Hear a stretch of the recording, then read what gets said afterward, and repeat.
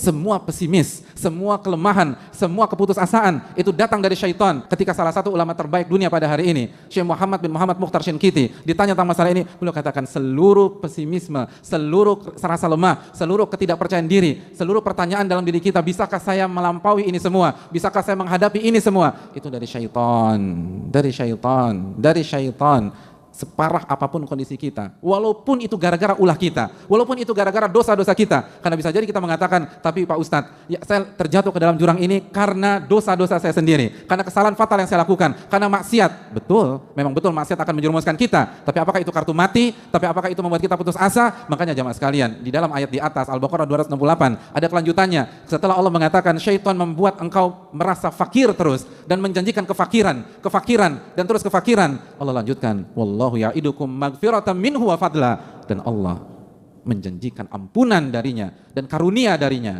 Itu menunjukkan kalaupun kita dapat masalah karena kesalahan kita sendiri, jangan pernah putus asa, jangan pernah pesimis, karena Allah menawarkan ampunan buat kalian.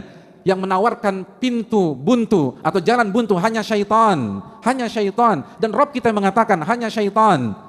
Rabb kita menawarkan ampunan dan karunia.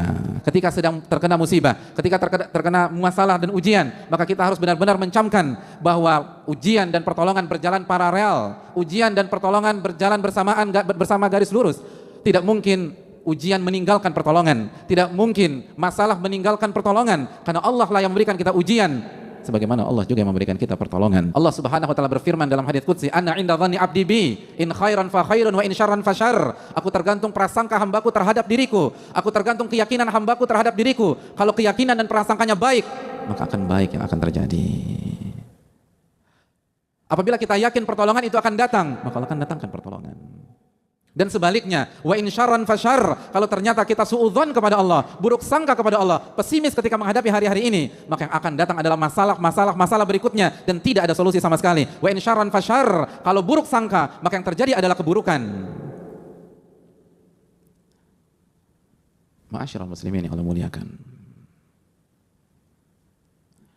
pertolongan itu datang sesuai dengan tingkat kesulitan. Tapi siapa yang mau kembali kepada Rabbul Alamin? Siapa yang bersegera sujud kepada Allah Subhanahu wa taala? Siapa di antara kita yang yakin bahwa pertolongannya bukan di perusahaannya, bukan di makhluk A, bukan di makhluk B, bukan di manusia A, bukan di manusia C? Wa fis sama'i rizqukum wa ma tu'adun, dan di atas langitlah rizki kalian dan apa yang dijanjikan untuk kalian, kata Allah Subhanahu wa taala.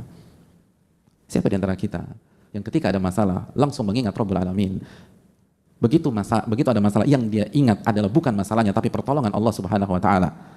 Siapa di antara kita yang langsung mengambil air wudhu lalu sujud 2 rakaat karena dia yakin kepada firman Allah Subhanahu wa taala, "Wasta'inu bis sabri was shalah." Minta pertolongan kepada Allah dengan sabar dan salat. Hadirin yang Allah muliakan, ketika Nabi kita SAW menjelaskan bahwa pertolongan akan Allah turunkan dari langit sesuai dengan tingkat kesulitan dan tingkat masalah yang kita hadapi, bukankah itu pesan besar bahwa yang memberikan pertolongan bukan makhluk, yang memberikan pertolongan adalah Rabbul makhluk dan Allah Subhanahu wa taala. Lalu kemana kita dalam konsep ini? Kenapa yang ada di benak kita adalah hubungi si A, hubungi si B, pergi ke sana dan pergi ke sini, seluruh arah kita tuju kecuali arah kepada Rabbul Alamin Subhanahu wa taala. Buktinya tidak ada kekhusyuan di dalam salat kita. Buktinya tidak ada tambahan rakaat dalam malam-malam ini. Mana air mata taubat kepada Rabbul Alamin? Mana rintihan Rabbi rzuqni atau Rabbi tuba alayya? Pertolongan datang dari Allah, maka mintalah kepada Rabbul Alamin. Perbanyaklah ibadah, perbanyaklah istighfar, perbanyaklah taubat. Pertolongan datang dari langit, jamaah. Bukan dari teman atau kolega atau klien kita yang kaya raya tersebut.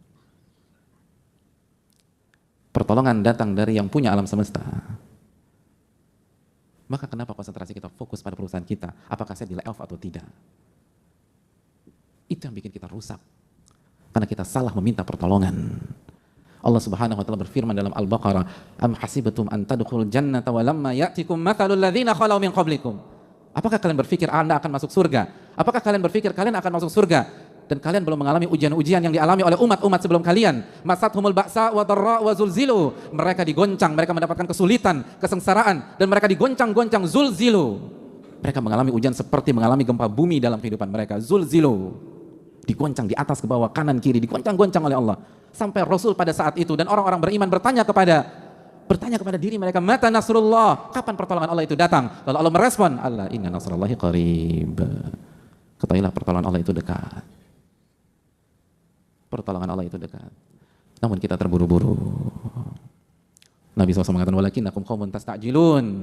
Oh, kama qala. Nabi SAW bersabda, tapi kalian adalah kaum yang selalu ingin terburu-buru. Ibadah nggak ditingkatkan, tapi ingin keluar dari masalah tersebut. Para ulama mengatakan, Anda ingin sukses, tapi Anda tidak melewati dan menapaki jalan kesuksesan. Inna safinata lam tajri alal yabas. Perahu itu tidak berjalan di atas daratan. Pertolongan datang dari Allah. Itu sabda Nabi kita SAW jika kita masih percaya dengan Nabi kita.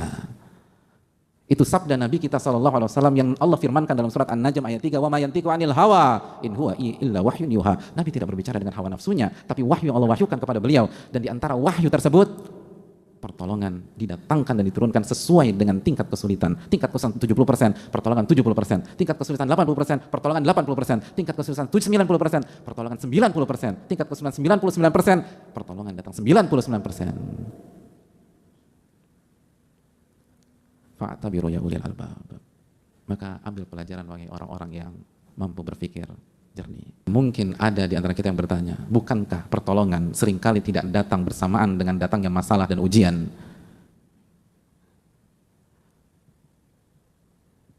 Dan itu yang saya alami sendiri. Ma'asyiral muslimin. Nabi SAW melanjutkan hadisnya dengan mengatakan, wa anna sabra ya'til abda ala qadril musibah. Dan kesabaran Allah datangkan kepada seorang hamba sesuai dengan beratnya musibah. Betul, masalah datang di bulan Januari misalnya, atau di bulan Februari, atau di bulan Maret, lalu sampai sekarang pertolongan yang clear itu belum terlihat. Tapi Allah memberikan solusi, Allah berikan kesabaran yang membuat kita bisa menjalani hari-hari berat tersebut sampai benar-benar semuanya diselesaikan oleh Allah Subhanahu wa taala. Dan kesabaran yang Allah berikan sesuai dengan beratnya musibah yang kita rasakan. Kesabaran yang Allah berikan sesuai dengan rasa sakit yang kita rasakan. Kesabaran yang Allah berikan sesuai dengan kekuatan yang kita butuhkan. Wa anna sabara ya'til 'abda 'ala qadril musibah. Sabar akan didatangkan kepada hamba sesuai dengan beratnya musibah. Ini menunjukkan bahwa tidak ada alasan dan tidak ada pintu masuk untuk pesimistis. Tidak ada alasan dan tidak ada pintu masuk untuk lemah, untuk galau, untuk putus asa. Karena semua diberikan oleh Allah Subhanahu wa taala, dan diberikan bahasanya itu dikasih datang dari langit. Maka tidak ada alasan untuk tidak pede dengan diri kita sendiri. Tidak ada alasan mengatakan saya nggak mampu, saya nggak sanggup. Betul, siapa yang sanggup di antara kita? Sedangkan Allah berfirman dalam surat An-Nisa ayat 28, wa khuliqal insanu dha'ifa. Manusia diciptakan dalam kondisi lemah. Tapi yang perlu kita ingat, ini diberikan oleh Allah Subhanahu wa taala. Ini bukan tentang kekuatan kita, tapi pertolongan yang Allah diberikan kepada kita. Ini bukan tentang kemampuan sabar yang lahir dari dalam diri kita semata, tapi kemampuan sabar yang Allah berikan kepada kita. Maka tidak ada alasan membuka pintu kepada syaitan sehingga syaitan melemahkan kita, merasa kita lemah, merasa kita down, merasa kita nggak mampu menghadapi ini semua. Karena ini bukan tentang kemampuan kita. Kita memang lemah, itu sudah confirm dari Allah Subhanahu wa taala. Tapi kita dikasih kekuatan untuk sabar dari Allah Subhanahu wa taala, dan Allah nggak mungkin bohong, Allah nggak mungkin keliru, Allah tidak mungkin mempermainkan kita. Alif lam mim, dzalikal kitabul la raiba fihi hudal lil muttaqin. Alif lam mim, kitab ini tidak ada keraguan, tidak ada keraguan sama sekali. Yang disampaikan adalah hak, tidak boleh diragukan dan tidak ada keraguan sama sekali. Sebagai petunjuk bagi orang-orang yang bertakwa. Dan Allah menyatakan demikian. Allah menyatakan demikian, bahwa kesabaran akan didatangkan sesuai dengan beratnya musibah. Artinya tidak ada alasan untuk pesimis seberat apapun masalah yang kita hadapi. Dan jangan pernah buka pintu kepada syaitan. Jangan pernah buka pintu kepada syaitan. Karena seluruh pesimisme itu datang dari syaitan. Allah berfirman tentang syaitan di dalam Al-Baqarah ayat 268. Asyaitanu ya'idukumul faqra wa ya'murukum bil fakhsya. Syaitan selalu menjanjikan kalian kefakiran dan terus kefakiran. Lalu dia akan mengajak Anda melakukan kekejian. Semua pesimis, semua kelemahan, semua keputusasaan itu datang dari syaitan. Makanya ketika salah satu ulama terbaik dunia pada hari ini, Syekh Muhammad bin Muhammad Mukhtar Shinkiti, ditanya tentang masalah ini, beliau katakan seluruh pesimisme, seluruh rasa lemah, seluruh ketidakpercayaan diri, seluruh pertanyaan dalam diri kita, bisakah saya melampaui ini semua? Bisakah saya menghadapi ini semua? Itu dari syaitan, dari syaitan, dari syaitan. separah apapun kondisi kita, walaupun itu gara-gara ulah kita, walaupun itu gara-gara dosa-dosa kita. Karena bisa jadi kita mengatakan, tapi Pak Ustadz, ya saya terjatuh ke dalam jurang ini karena dosa-dosa saya sendiri, karena kesalahan fatal yang saya lakukan, karena maksiat. Betul, memang betul maksiat akan menjerumuskan kita. Tapi apakah itu kartu mati? Tapi apakah itu membuat kita putus asa? Makanya jamaah sekalian, di dalam ayat di atas Al-Baqarah 268 ada kelanjutannya. Setelah Allah mengatakan syaitan membuat engkau merasa fakir terus dan menjanjikan kefakiran dan terus kefakiran, Allah lanjutkan, wallahu ya'idukum magfiratan minhu wa fadla, dan Allah menjanjikan ampunan darinya dan karunia darinya. Itu menunjukkan kalaupun kita dapat masalah karena kesalahan kita sendiri, jangan pernah putus asa, jangan pernah pesimis, karena Allah menawarkan ampunan buat kalian. Yang menawarkan pintu buntu atau jalan buntu hanya syaitan, dan Rabb kita mengatakan hanya syaitan. Rabb kita menawarkan ampunan dan karunia. Maka jalan mana yang akan kita pilih? Mana ucapan mana yang kita percaya? Bisikan-bisikan mana yang kita ikuti? Oleh karena itu jamaah sekalian, fa inna ma'al usri yusra, inna ma'al usri yusra. Sesungguhnya bersama kesulitan ada kemudahan, bersama kesulitan ada kemudahan. Dan Allah juga katakan dalam surat Talaq, wa yaj'al ba'da usri yusra, wa yaj'alallahu ba'da usri yusra. Dan Allah jadikan setelah kesulitan kemudahan. Oleh karena itu, marilah kita meyakini sabda Nabi kita sallallahu alaihi wasallam dan tanamkan optimisme di dalam diri kita. Nabi SAW mengatakan, yu'jibunil fa'lu, aku sangat kagum dengan optimisme. Umat Rasul SAW adalah umat yang penuh rasa optimis. Karena nabinya senang dengan optimisme dan beratnya ujian. Bukankah tanda cintanya Allah kepada kita? Bukankah cintanya Allah kepada kita ditunjukkan dengan Allah menguji kita? Innallaha idza ahabba qauman ibtalahum. Allah itu kalau cinta kepada seorang hamba atau sebuah kaum, Allah akan uji kaum dan hamba tersebut. Oleh karena itu, semangatlah, optimislah, dan kembalilah kepada Allah Subhanahu wa taala, karena pertolongan datang darinya, bukan dari makhluk. Dan hendaknya kita perbaiki salat kita, puasa kita, zikir kita, doa-doa kita, dan jaga hubungan kita dengan Allah, dan katakan tidak pada maksiat walaupun kondisi memang tidak mudah dan cukup sulit, karena sekali lagi maksiat yang akan menghancurkan kebahagiaan kita di dunia dan di akhirat.